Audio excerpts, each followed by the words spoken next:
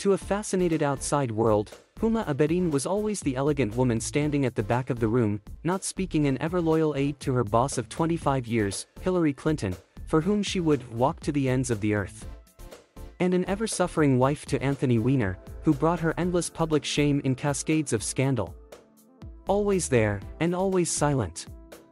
"Until now, I'm ready for this," she tells the Associated Press in an interview, almost literally rolling up her sleeves in anticipation of the release of her memoir, both/and, A Life in Many Worlds, on Tuesday.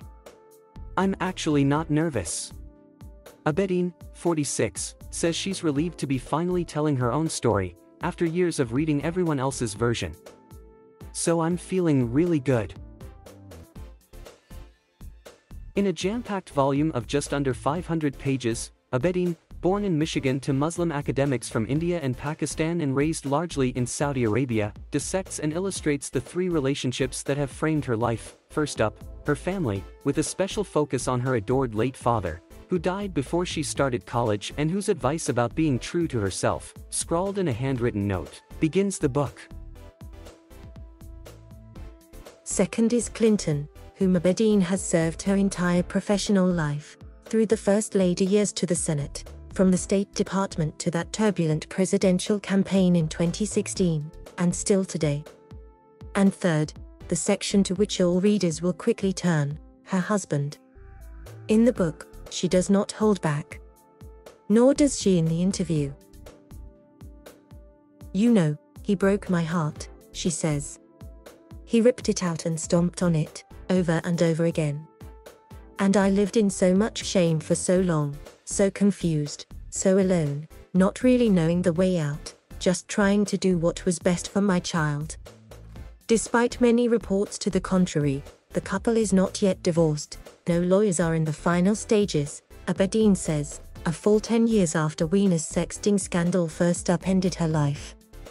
Abedin had married the New York congressman, a rising political star, a year earlier and was in the early, blissful stages of pregnancy when, she writes, her world came crashing down with an obscene photo that Weiner intended for a woman but mistakenly sent on his Twitter feed. He resigned from Congress, but launched a mayoral bid 2 years later, forgiving Abedin at his side, and seemed headed toward victory when the scandal surfaced anew, with more revelations of sexting under the "can't make this up" moniker of Carlos Danger, a development excruciatingly recounted in the searing documentary Weiner. And then, scandal erupted a third time when a lurid photo surfaced of Weiner lying next to the couple's toddler son. Abedin announced a separation. But the couple continued to live in the same home, on different floors.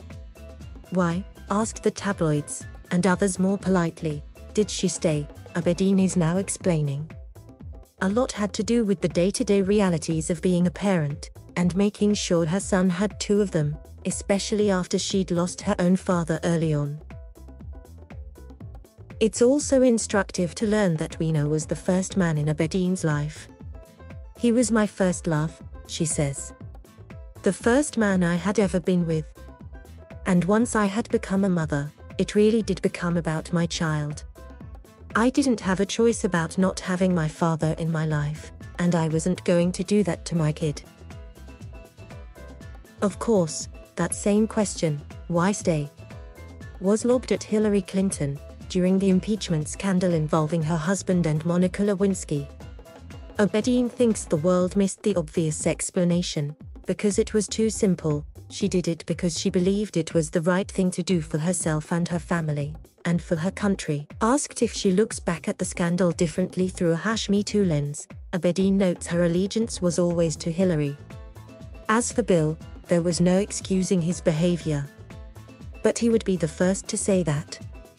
Speaking of #MeToo, one episode in the book has gotten much attention, but takes up only a few paragraphs.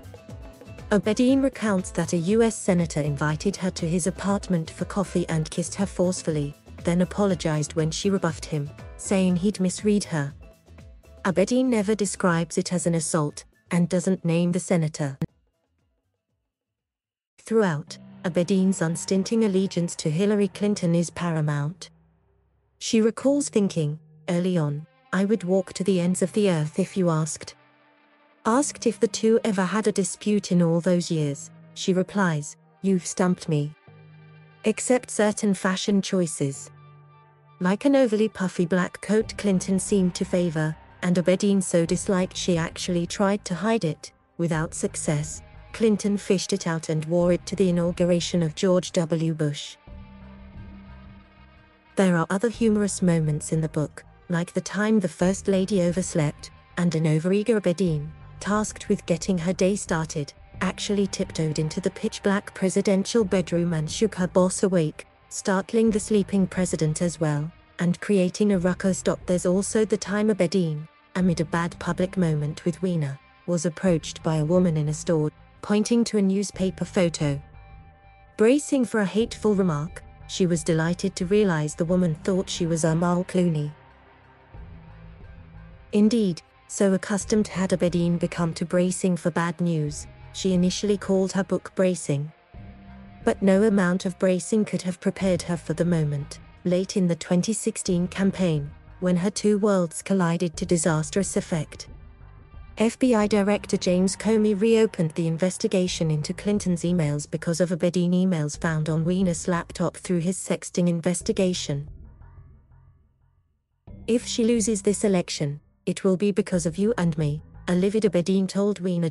"When Clinton did lose, it was a great trauma that took me a very long time to process," she says now. Finally, though, she came to believe the burden should rest on Comey, not her. She says Clinton herself never blamed her. The shame Abedin experienced through Weiner's behavior is the most absorbing part of the book, and the hardest to read. She was subjected to a child services investigation, with the threat of her son being removed. Social invitations were withdrawn. A neighbor complained when the couple used their building's swimming pool for their son's birthday.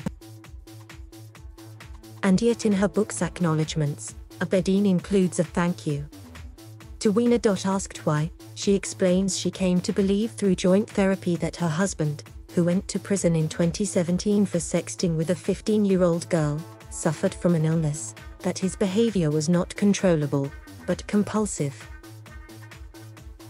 And, she says, he gave her a son, my reason for living now. Thank you for watching. Please subscribe.